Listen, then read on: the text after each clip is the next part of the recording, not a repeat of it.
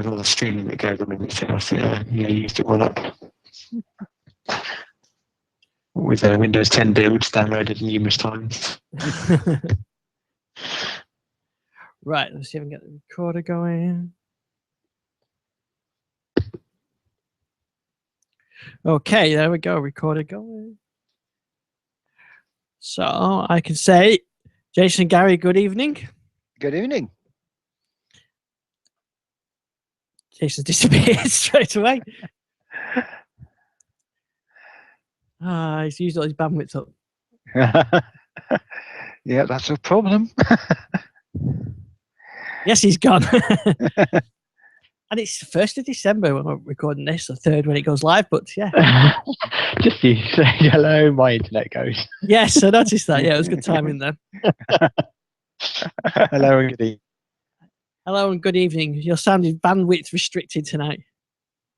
Yeah, I'm not quite sure what happened there. I think it's my display driver has stopped responding and restarted. Oh, don't start on that again. And you know, I still haven't seen that problem. Have you not? No. No. Yeah, I know people that have seen it that haven't got Hyper-V installed, so I don't think it's that. But yeah, it's definitely an odd one. Well, as I was saying, good evening. It's December now, so we're officially in the rundown to Christmas. We are, yes. Yes. They just published the Fascinating Tech Gadget Guide for Christmas, so it must be Christmas. Yeah. And I've got an idea for something for our Christmas quiz. To keep it secret. Must be time for a few phones to launch as well in the UK, I think. Yes, it must be. So we can talk about phone launches and golden tickets. What else? We can talk about as we recorded last week, we got an answer to the mysterious disappearing media creation tool with the TH2 build, so we can talk about that. We've got some app news. I can talk about a band, and finally, we can really talk about the book. The book is official, so we can make sure to talk about that. And I've got a couple of emails as well. Excellent stuff. Yeah. So, this week. We'll come back to this week on the bill. We'll talk about the media creation tool because let's wrap that up from last week. So, last week we reported that the media creation tool had and the update, in fact, I think via Windows Update of TH2, the November update, had been withdrawn, and we didn't really understand why. But as the week went on, I think we've got some answers. Yeah, so basically, Microsoft messed up, and somehow in putting that build update together, they'd actually switched some privacy settings behind the scenes, so you wouldn't even notice them getting switched. And obviously, that's really bad news for them. I'm not surprised they pulled that pretty quickly once they found that out, because obviously that's the sort of thing which would get picked up by the press and being made a major issue of. So they pulled it, and it's probably why they didn't say anything either at the time until they got a fix out there, because again, the whole privacy thing just gets ramped out of all proportion. So I think that they probably decided that we won't say why we're putting it. We'll just let people machinate over that. The guys at TDL, they'll talk about it for half an hour. That'll give them something to talk about. So they basically didn't say anything until they actually had a fix out for it, and then they admitted what the problem was. But they said, hey, we fixed it. So I can actually, I mean, it's basically what we were saying last week. It had to be something pretty serious for them to pull it that way, and that was pretty serious. Yes, I mean, particularly with all that, as you say, there's been so many attempts at undermining Windows 10 through the privacy issues, which is ironic given that it means that the operating system should be pretty stable, because Windows Vista and Windows 8 was attacked for its features and usability. So unless you're doing something right. But yeah, I think, like you say, privacy is a big issue. So you can certainly understand why they pulled it. What was interesting, I think, when it came back, was it was the original one, but anybody downloading would also receive I think there's like an updates cache folder, isn't there? So when you actually install the operating system, it installs the latest cumulative update at the same time. And certainly I know for a fact it does that when you do an upgrade anyway. It always pulls down the latest updates and applies those at the same time. So it makes it really quick for installing Windows. It's not like the olden days where you just upgrade to a new version of Windows and then a month or two after launch and then spend the next 3 hours downloading all the updates. Yeah, I think Windows 7 was it towards the end of the life of that. I mean, you'd spend half an hour, well, more than hours getting Yeah. that. Although Yeah. still nothing beats my Christmas Day unboxing of the 2 Surface RTs with Windows 8 on, and I had to put Windows 8.1 on Mm. with my 1 meg broadband. So I think definitely the right thing to do to pull it. I guess a bit odd, I suppose, that it was done so silently and without any kind of word. But I guess they might not have known how long it might take to fix, and in the meantime, it's. I mean, it must have also stopped coming over Windows Update, which I know there was lots of mixed reports about whether or not it had or hadn't. But I think based on that, they probably pulled it from everywhere temporarily. Yes, I think so. And then once they got that patch for it, they could then let it go again.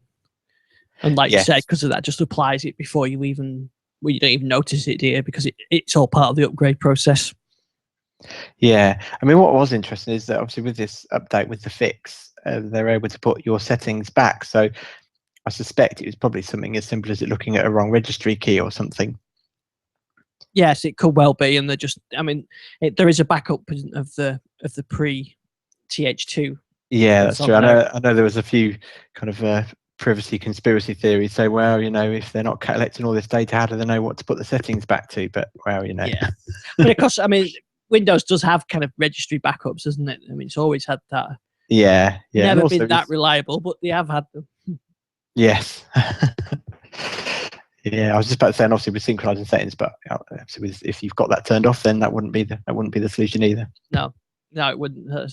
So it's you kind of think it's a bit of a storm teacup, but like you said, given the sensitivity of these issues and how this gets totally blown out of proportion, and when you talk about these privacy settings, you can understand their caution and they're not saying anything until it's fixed. So I think they probably handled it in probably the best way they could, really. I know they didn't initially say the right thing, but I think it was on a Saturday, wasn't it? And they did get it together eventually. Yeah, and also I think it's understandable that a lot of the teams are probably winding down for Christmas. I know Gabe's been tweeting a lot less. Although I did notice about 3 days after Windows Mobile, what we believe to be the final release went out to insiders, that I think took about 2 or 3 days for us after we get a new build today. So they've just updated the Xbox One, the Windows 10, and released could be the final build to Windows insiders. Yes, I noticed that. Mobile. It's like, come on, give them a break. I think they at least deserve Christmas off. No, I want a build. I want a new insider build for everything. Xbox, phone. Yeah, come on. We need the first preview of Redstone. Yeah. Well, there is sort of rumors that they may be able to get a Redstone build out, and they've not said there won't be. Yes, that's true. Yeah, I think. For now though, surely they must be, because at some point they must be releasing this Windows 10 Mobile to existing devices, to normal consumers, not people in the Windows Insider. That surely must be their focus at the moment. Yeah, that's got to be their priority, isn't it? That they get that out. And I think there is a list of support of devices that's going to get initial support, and it's actually quite a small list, isn't it? Yes, I think the 930 is on there, the 830, I think the 640 and 640 XL. Some odd ones, I think, is it the 535? I think might be on there or something. But it's certainly a limited number of devices. But for now, they've been very quiet. Yes, they've got a list of devices that should get it first, but they still haven't officially declared Windows 10 Mobile at a point in time, have they? I avoid the use of the word RTM, but yeah, that's right. Yeah, they've not. Yeah. They've not. There's no blog posters there and talking about what's new in it or anything like that. So there's I wonder whether or not they're trying to, while these devices is a limited range, I wonder whether or not they're trying to do a bit like they did with which was the update. It wasn't Nodo, it was the one after it, wasn't it? Was it Mango? Where they actually got all the carriers pretty much to sign off the update on the same day.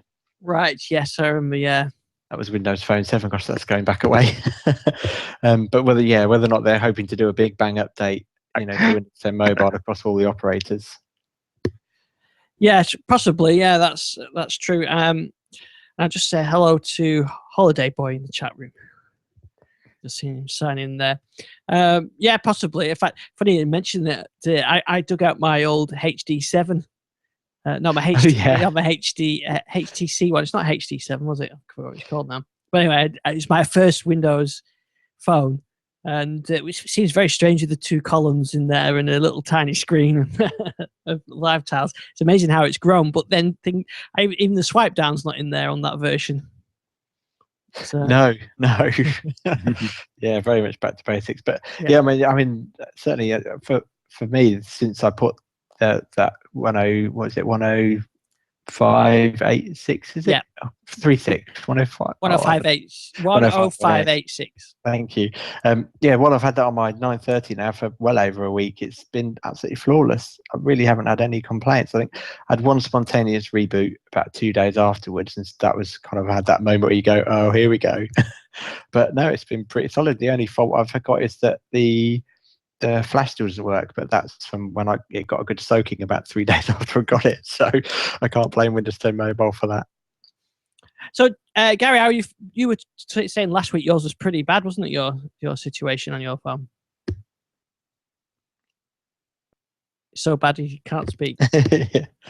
Actually, I saw that's one of the things that Gary did tweet about, that they did some back end store fixes, didn't they, for people? Yeah. That It was. I did a recent.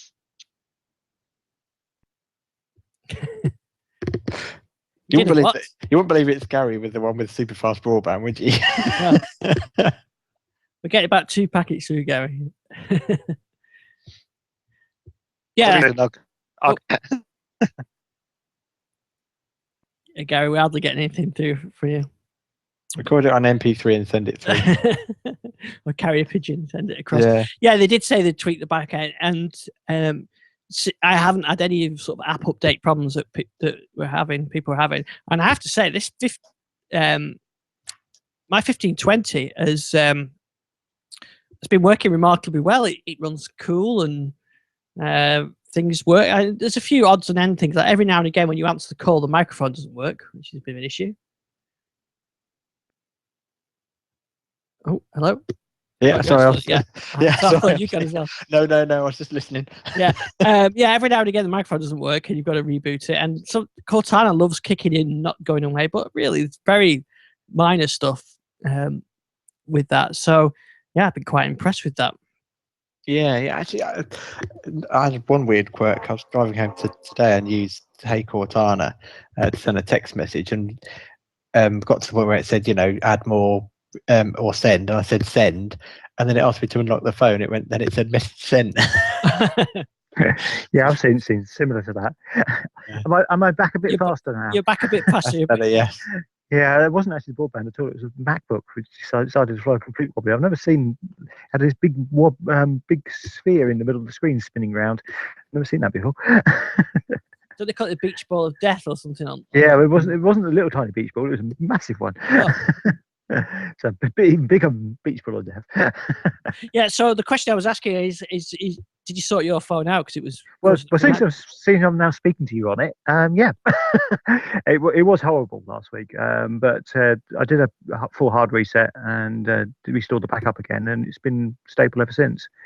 So I'm not sure whether that's going to stay, because obviously it was a week on from when I first set it up that it started going wrong.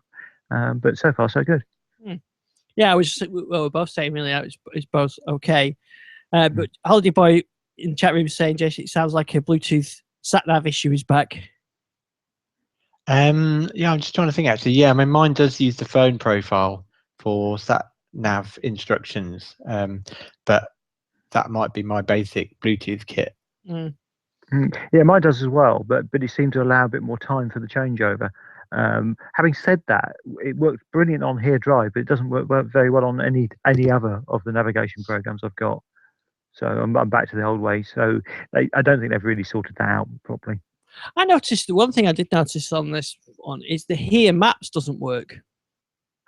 Yes. Yeah. It keeps talking about an update. Yeah, it's an update and then it just quits. I mean, not that you really need it because you've got the Windows Maps, but the Here Drive is there, it still works, and Here Transit still works, but the Here Maps doesn't at all. Yeah. So, and the Here Maps. Oh no, here transit doesn't work, does it? Here Transit hasn't been there for a while now on Windows 10, but that is actually built into the Windows Maps, so you can do exactly the same stuff as you used to do on Here Transit on Windows Maps. Thank goodness, because I'll never be able to find my way around Seattle otherwise. But the Here Maps thing is a bit weird because it's asking for an update which doesn't actually exist as yet. So yeah, all a bit on the strange side. That. Yeah. Go on. Sorry, go ahead. As I say, the one thing, because I actually went in the store looking for the Here Maps app. One thing I've noticed is that the Windows Phone store is flooded with copycat stuff. You try and search for, like, I think there's even quite a few copycat apps that are labelled as Here. Yeah. They really need to sort that out.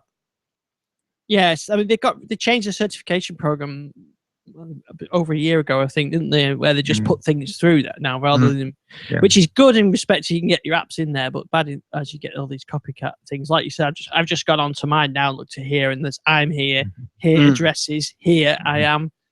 It's many.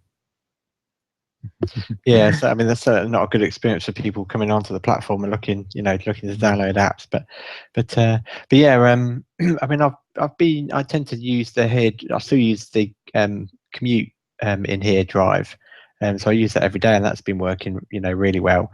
I really like it compared to the one with Copilot. It still does the turn instructions, whereas I like the Here Drive just shows you your route. Because it's a route to work. I don't need every twist and turn called out. But it still makes me laugh. And I think this impacts every sat nav app out there still. But it's when you come to a corner and it says take a left turn, and it's not. It's not a turn. It's just that the road is a sharp bend.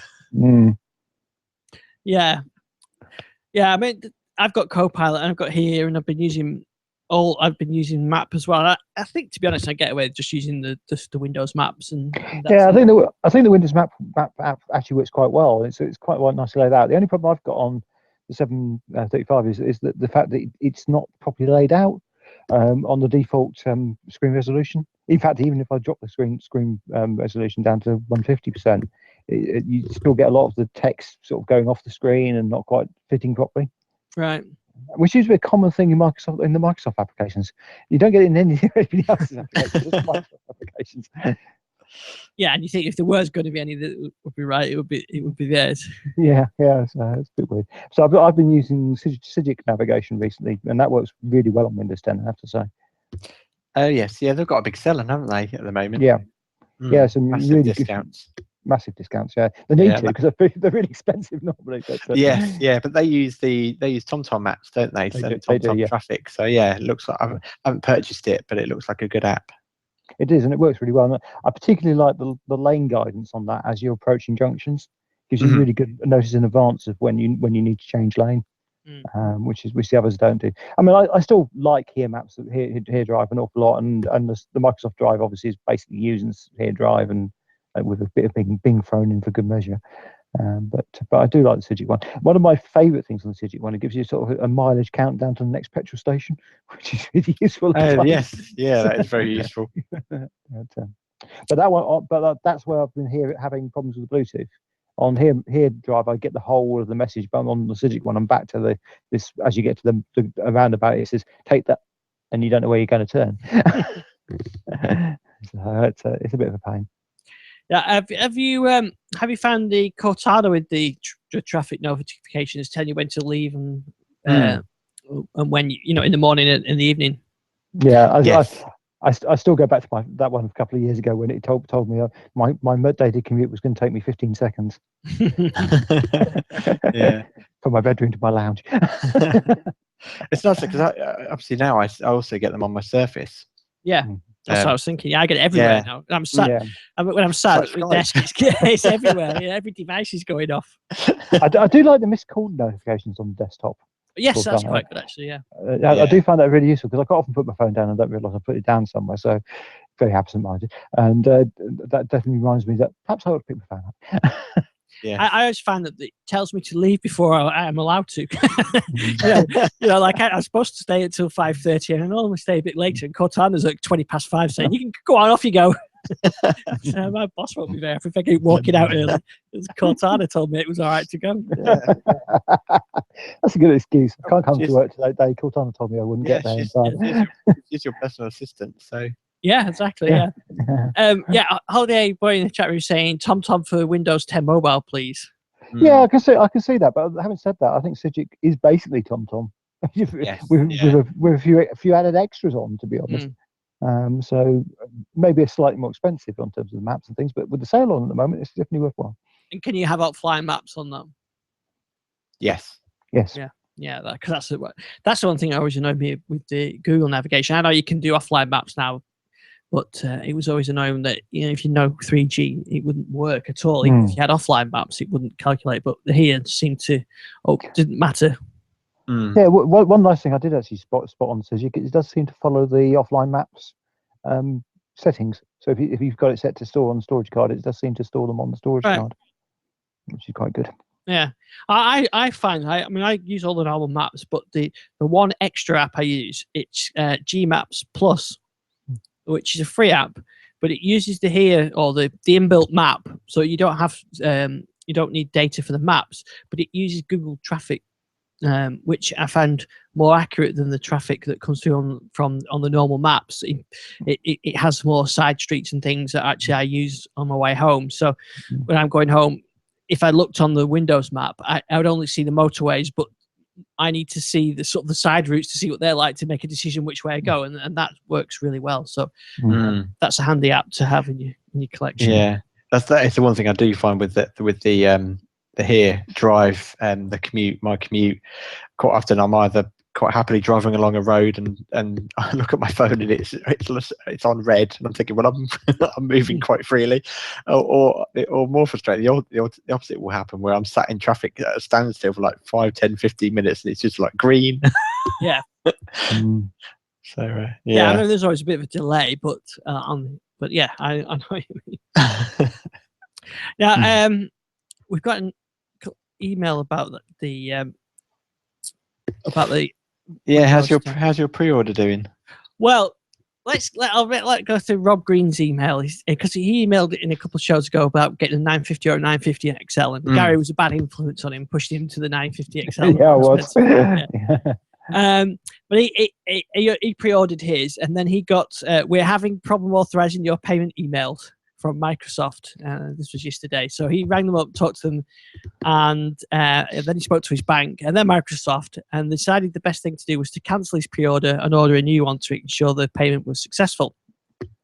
So he went through the whole email verification thing to make sure it was him, and they cancelled the pre-order. And then several minutes later, after dictated all the new order, which are identical to the old one, by the way, with the new pre-order was placed with Microsoft. He said apparently Microsoft couldn't just use the delivery and billing addresses from the old order; they had to type the whole thing out again. I thought they would have. He said I thought they would have streamlined this process for the setup by now, considering the number of people it happens to. He says then, to my surprise, we go through another email verification thing to make sure it's me or doing the pre-order. The pre-order was replaced, and then he says the automated system will attempt to take payment at some point before Wednesday, so we'll know that time whether the payment's been authorized. So he's got to hop through the whole thing, and he doesn't really know whether it's going to come through or not. And why did they bother cancelling the order initially? Why didn't they just try and retake the payment again? Anyway, we'll see whether he says we'll see whether I get my 950 XL on the 3rd, or maybe I'll cancel and get the 950, or who knows. I see Rob's actually in the chat room. He's holiday boy, so I tell you, I could go on about this for hours. Just the Microsoft Store is just so horribly broken, and it has been that way ever since the Surface RT devices launched. It's just diabolical how bad their systems are.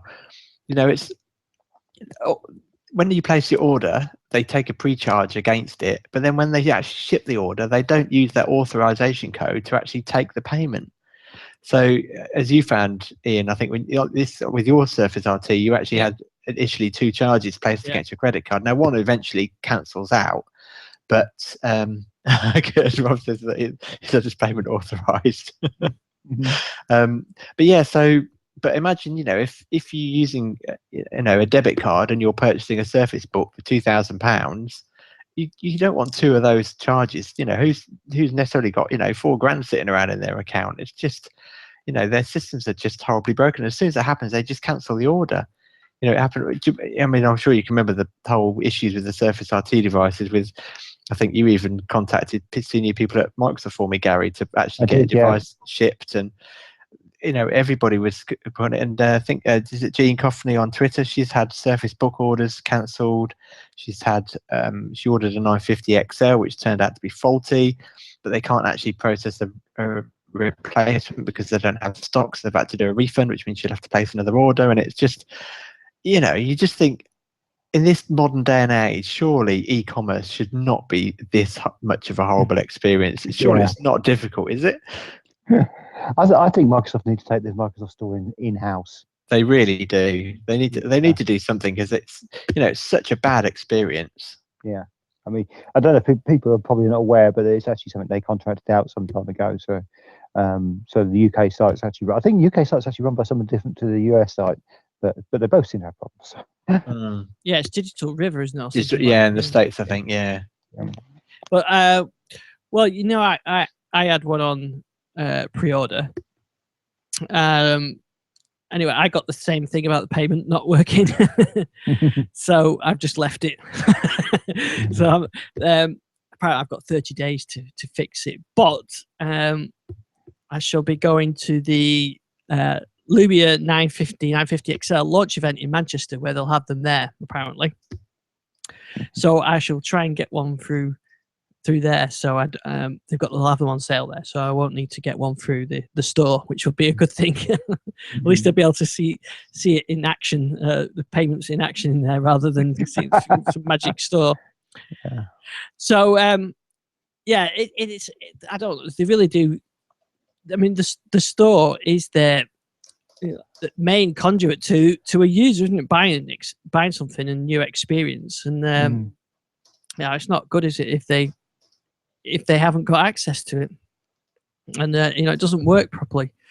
So yeah, definitely, it's very frustrating experience buying through the store. It seems to be over certain amounts as well, because I've bought stuff through there before. Like I bought a new cable for the charging cable for my band, and there was no problems with that. So there must be some automatic process that triggers over a certain amount.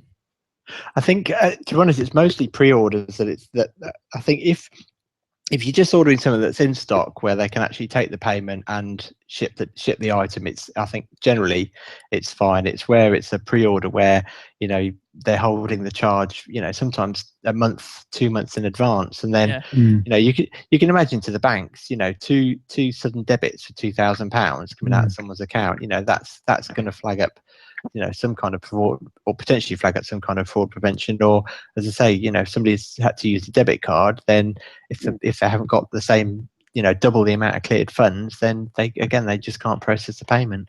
Yeah. I may be talking absolute rubbish here, but because this is someone told me, but I was being told that sort of level of pre-order hold is actually not illegal under the EU regulations. Yeah, I think I've heard that too.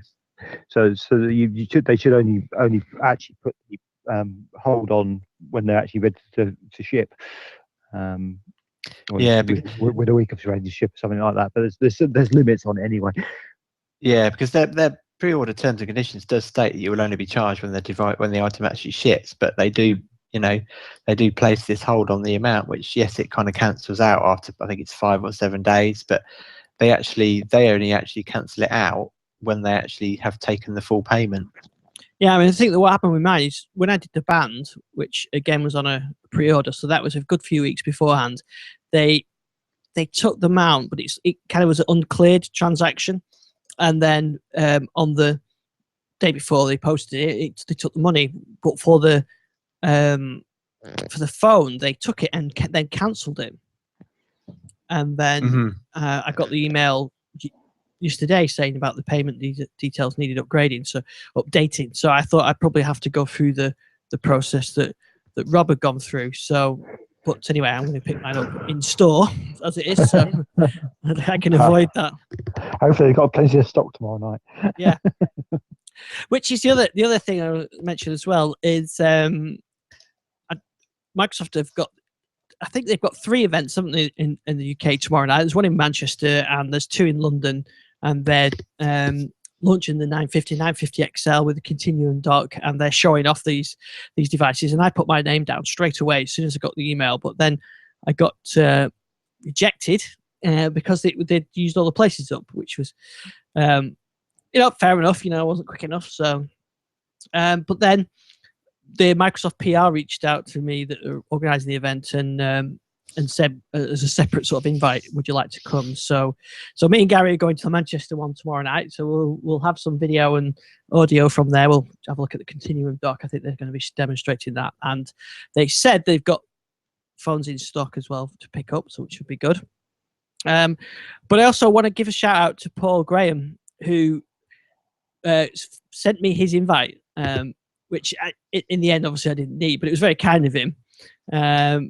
So he sent it out. So I want to say thanks to Paul. And I got a message from him. He says, I always like the Digital Lifestyle Show. He says, I'm a digital forensic examiner and love how you guys get more technical than most. I've been analysing the builds from an early stage. So I think that's pretty cool. So thanks for that, Paul. Anyway, so we'll be there. Gary and I'll be there tomorrow night. So it's Thursday as this show goes out. That was last night. So we probably won't have any audio from. We won't have any audio from this week. I don't know. It depends on what we do, but I'll definitely try and get some video there, and we'll try and see a few people while we're there. And but hopefully, I'll be able to pick up a Continuum dock as well as the 950 XL. So I don't care really too much about this pre-order, but good. If they don't have them, I can update the payment methods, and they'll send one. So we'll see. So I'm looking forward to getting the 950 XL. I heard some good reports and a few people saying they've had battery issues. So we'll have to wait and see. I don't know. Gary, have you had any hands-on time with the XL? Or just apart from at the summit? Yeah, well, I had some time when I was at Future Code the last couple of weeks back, which was really, and that was the latest build version, the one which actually is shipping. Notice I say latest build, not final build. But so the shipping build, and that seemed to work really, really well. But I have had people I know who've managed to get hold of 950s slightly earlier, and they are all seem to all be having battery problems with them, which I think seems to go away if you do a hard reset. Right. So I think it may. You mentioned before that you had lots of battery problems early on, and it seemed to disappear after a while. So maybe that's it. Maybe you just need to leave it for a while to settle in and work itself out. Yeah, it's really odd that it was like a day really where it ran hot, and then all of a sudden something happened and it cooled down. Yeah. Obviously, that's not on the 950. That's on your on your 10 1520, 1520, yeah. But that does seem to be a common thing with Windows 10. So maybe they'll fix that in the next build. Yeah, I mean that's the other thing is that the build that ships on the 950 and the 950 XL is a slightly older version of 10.586. Yes, yeah. And the phone isn't eligible for the insider updates yet. Yes. Yes, that's what I was waiting for, really, to see whether Gabriel would say that they've done that. But I think from looking at his tweets, that is going to be the next build. Yeah. So we'll have to wait and see when that next build is. So it could be this week. I don't know. So anyway, I'm looking forward to getting. I mean, this 1520 has been a very good device, really. It's actually working okay. So we shall see. I mean, could this be the last Windows 10 mobile device to get, or could this be the one before the Surface phone arrives? And that's that's what we really want. The hybrid devices, I keep hearing it described as. Which is just in the theme of Doctor Who this series as well. Hybrid. And a hybrid phone. The more I think about it, I think that is. I mean, we could talk about the iPad Pro and the Surface Pro, how the press has been handling those, but the hybrid element of Windows 10, I think, is starting to pay off for the tablet and convertible sales, and I think that must be exactly what Microsoft have been pushing for with Windows 10, and where they can see Windows 10 Mobile going. Well, definitely, especially with the Windows App Platform, and there's been some big changes on that this last week. A lot of new stuff come out on that. Some very on the development side, there's some really good announcements on, particularly around the XAML, the designer interface with behaviors now being open source and available, and being available for the Windows App Platform. So, Universal Windows Platform, which is going to make development a lot easier for those people porting stuff across. So it's desktop. So I think there's some really good stories on the developer side, and we're actually starting to see some Universal apps appearing now. Universal Windows Platform apps appearing.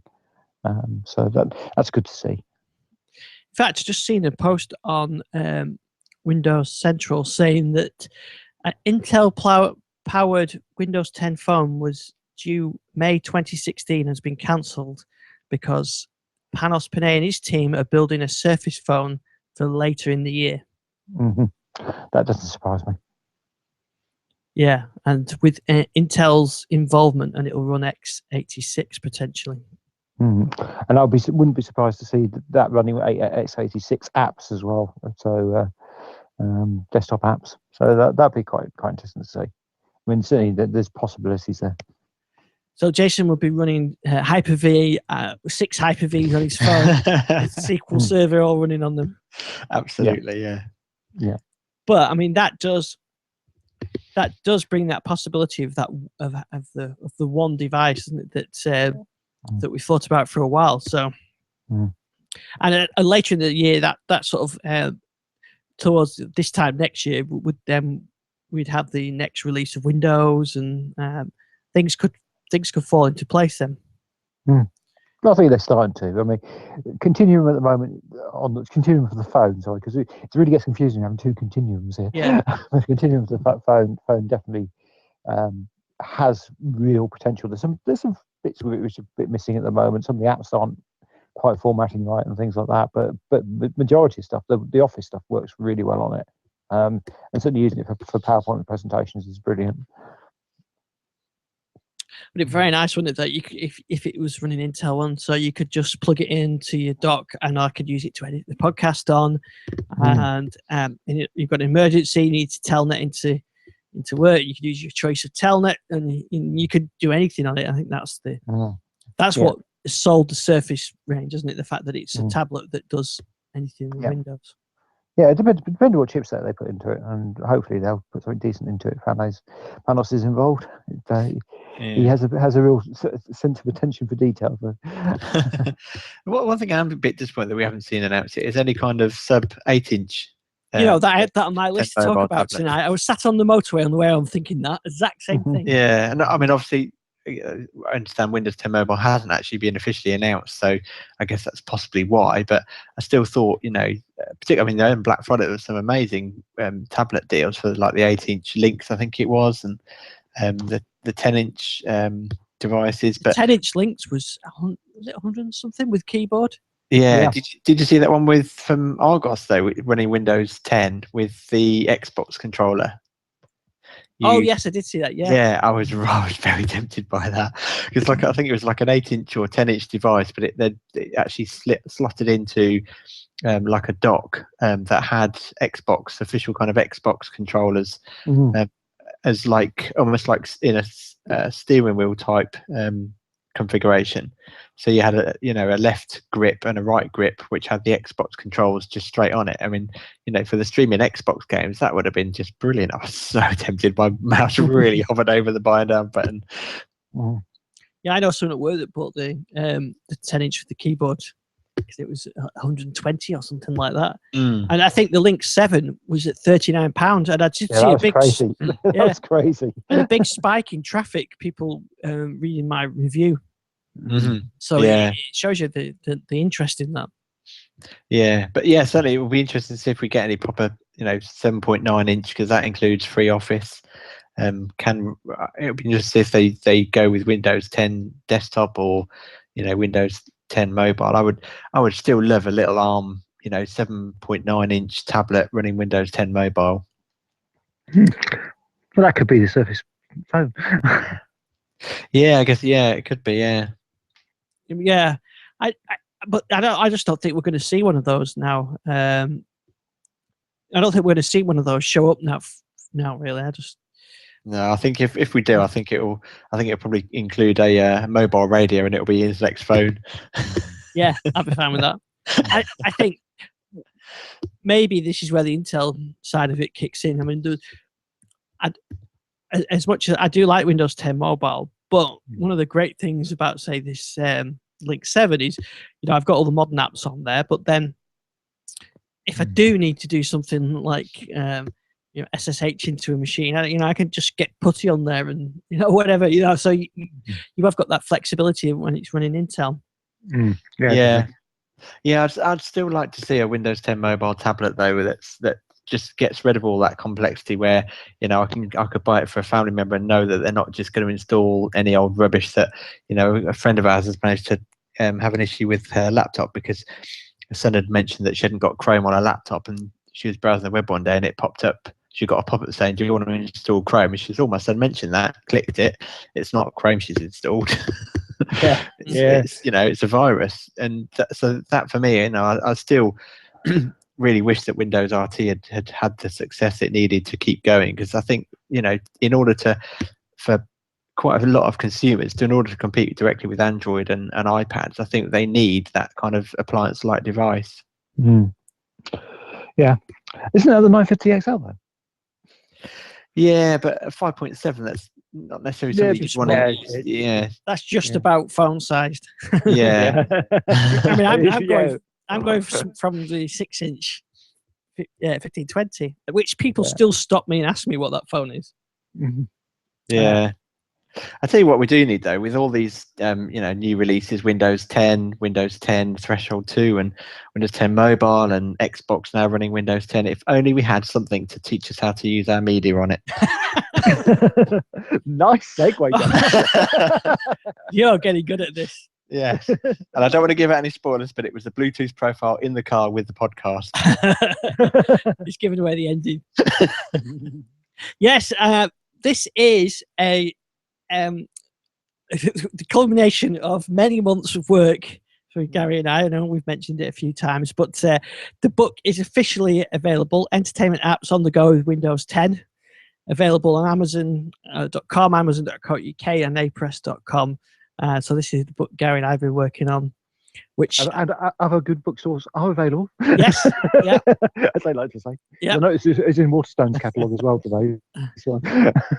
So, for anybody that has not heard us mention it before, I don't know why you haven't, but the book is available, and we cover all things entertainment apps on Windows 10 and services as well. So we cover things like how to set up Groove Music to work with your music collection, or to work with Groove Music subscriptions, how to use OneDrive to store your music if you've got enough storage space, how to use Dropbox, how to use Google Play Music with Windows 10, and including the sort of their cloud storage, and iTunes, using all the video services, so Netflix, movies and TV, or film and TV as it's called over here.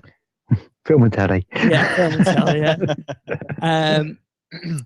Data sense, things like that, so that you don't use all your data up. How to set up media streaming, so you can turn your Windows 10 PC into a media streaming server, and access it from Windows 7 or Windows 8.1 or DLNA. What else do we cover? Play 2 for DLNA and your media around the home group for media sharing, and we've got a full chapter on Plex Media Server and MB Server, so how to get started with those and get them set up. Yeah, so I hope Scott's listening, because now it's from covering MB, he's going to go buy a copy. Yeah. Is it true that the section on using Google Apps is the shortest section? There is a very good section on using Google Play Music, which took a long time to do because Google wouldn't even work on Windows 10 for most of the time. It's only later in the process they actually allowed it to work. So yeah, you can use it to download all your music from Google Play and use it with Groove. So we've got streaming, and we even show how to use Groove on Android and iOS as well. So if you want to get your own media or cloud media or any media on your Windows 10. This is the book to do it. And yeah, Gary and I spent a lot of time doing it as they changed things. Because when we started this, it was called Xbox Music. Yep. And then it was music for a while, wasn't it? It was just it was music. And then it was groove music. Then it was groove. Yeah. Yeah. And as we kept saying, not another change to the book. Yeah. I mean, the worst thing was all the screenshots having to change. That was Yeah, the screenshot changed many times. I can imagine. Yeah. And so it's actually, I learned a lot from doing it. Just to, go through the whole process and things, especially things about home group and public and private networks and things. You learn a lot from trying to go through this and get it working yourself. I like the Holiday Boy says any sections on Media Center, maybe not. Oh, maybe not. No. Well, it does get mentioned once, I think. You did mention it, yeah. But yeah, so Is anyway, that like a tribute? Yeah. yeah. Yeah, so it's out now. It's what's the price on that? It's not that expensive actually, is it? I think it was. Let me get the UK price. I think it was £11 on Amazon. £11.50 on Amazon for the paperback, and £10.92 if you buy it for the Kindle. And it's available on Amazon.com as well, and you can get on A-Press. So yesterday it was riding high in the charts. It was number 36 in the operating system charts. Excellent. But it's still in the top 180,000 or something like that in the world in all books on Amazon anyway. So I think that's quite good. So we will be having a bit competition. I'm waiting to get the actual physical books in our hands, so we can give away. Hopefully, we'll get them before Christmas. Then we can do a giveaway before Christmas. And I think the competition question should be spot the mistake on page 10. The copy editor will say there is no mistake on page 10. And if you can spot the inconsistency in Microsoft Home Group, we're not inconsistent. We're very consistent, but Microsoft are very inconsistent how they call Home Group. Yeah, that drove our copy editor insane, didn't it? Yeah. Which one is it? Is it Home Group? Because there isn't a definite. Microsoft spell it they capitalize it every way possible, with spaces, without spaces, and all sorts. Sometimes differently in the same sentence. Yeah. But so it was a German idea we had back in February, but is now available, and I want to get the book in my hand now to see what it looks like. But you can't get it. The ebook is available now anyway, so you can start reading that. Yeah. And we would appreciate if any listeners do it. Reviews on Amazon will be appreciated.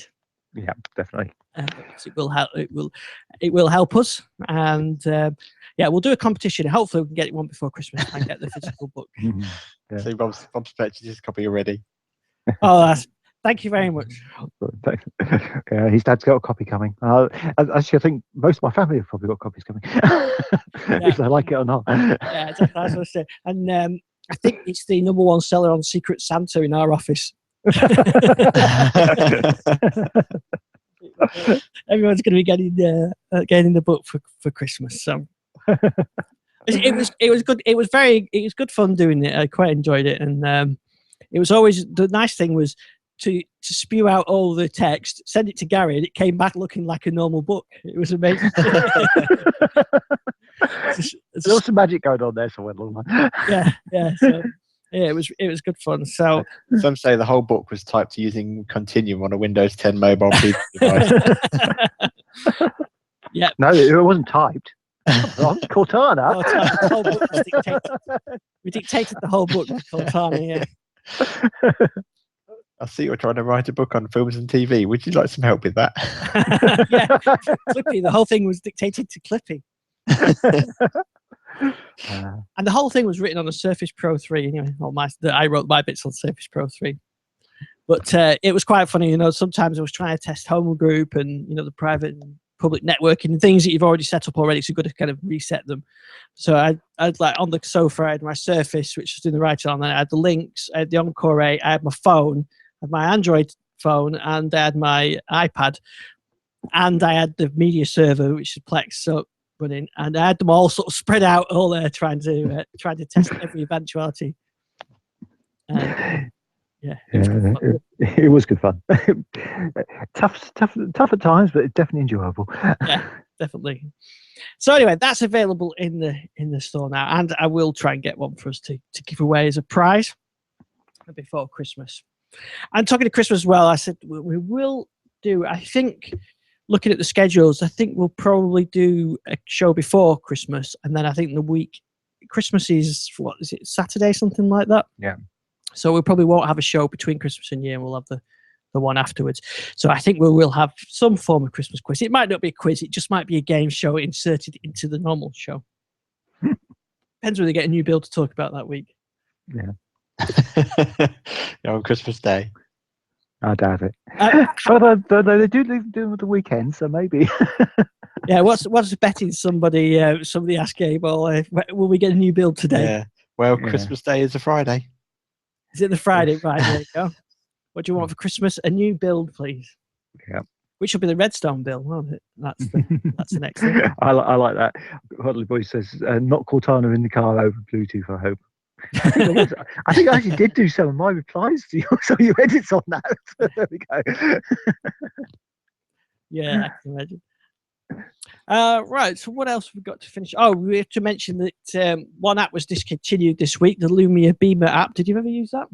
I did actually use that. I mean, obviously with Continuum and the whole way we're going forward with Miracast and that sort of thing, it becomes less and less needed. But it was occasionally useful to doing a quick presentation here and there on certainly on app development stuff. Yeah. So I'm a little bit sad to see it go, but I haven't used it in probably a year, so I can understand it going. Yeah. Oh, and I tell you what I should mention as well is I did send my band back. I mentioned that I sent my band back last week and got a new one, the Band 2. And I don't think I had a defective device, although the battery does seem a bit better on this. But what it really doesn't like doing is in watch mode all the time. As you said about the OLED screen, it's a bit of a drain. But there's this extra option in there that isn't available on the Band 1, which is the auto, I can't remember what they call it, but auto watch mode, where like now the band is static on my arm and it doesn't have anything on it. But if I lift it up to look at it, or I rotate my arm, the time comes on, which is perfect, and it's sensitive enough to be almost always on when you're looking at it, without. So you don't, you're not there with your wrist trying to flick this thing to get the time. I tested an Android one a few months ago, and that had the same kind of feature, but it never worked. I could never get it. Yeah. You really. Yeah, both Android and the Apple Watch have similar issues. Yeah. They're undersensitive. Yeah, but this is absolutely perfect. Without fail, every time I bring it up to look or turn my wrist, it comes on, and that solves the battery life. That it's got 60%. Maybe 70% when you put it on charge in the evening there after a full day's charge. So that does solve it. Although it's nowhere near as good as the original Band on battery, which gets 60% with the clock on all the time. But it's fine. It works really well, and it's much more comfortable than the original Band. This one, and the display is a lot nicer. It's a lot clearer as well. So yeah, I really do like this new Band. It's a really nice. So and the whole thing feels well made. It feels a lot more sturdy. But my wife's continued wearing my old Band, so I wasn't sure whether she'd wear it or not. But she likes it actually. So she looks at the steps that she's done, and she likes getting the notifications. She gets loads and loads of text messages all the time, so she can just glance at the display to see who it's from. So I think that's been a bit of a surprise. Really, didn't think she'd like it, but yeah, it proves there is a market out there. And the second gen, actually, the Band 2 is a little bit perhaps less masculine than the other one's quite chunky, although it's a bit thinner. Anyway, she got the Band 2, so she's quite happy with that. But I wouldn't tell her to get one from the Microsoft Store. We'd probably struggle to get it, get the payment through. Right. So what else have we got before we finish off? So I think that was the main thing. The hour's gone very quickly tonight. It has. It has, yeah.